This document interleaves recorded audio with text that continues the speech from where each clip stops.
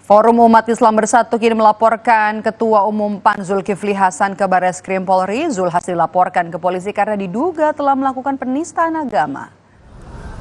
Sebelum membuat laporan, FUIB menggelar unjuk rasa di Barreskrim Polri Jakarta. Sambil membawa bukti video, FUIB melaporkan Ketua Umum PAN Zulkifli Hasan ke polisi karena diduga melecehkan agama.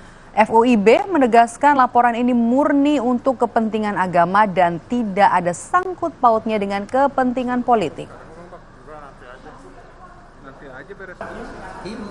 Kami dari Forum Umat Islam Bersatu FUIB pada hari ini, hari Kamis tanggal 21 Desember 2023, secara resmi kita akan melaporkan Zulkifli Hasan terkait pidato yang dia sampaikan pada beberapa hari yang lalu, di mana pidatonya dinilai mengandung unsur penistaan agama, di mana sholat dijadikan permainan, dijadikan guyonan sama Zulkifli Hasan, sehingga hal itu kami dari Forum Umat Islam Bersatu menganggap itu tidak layak.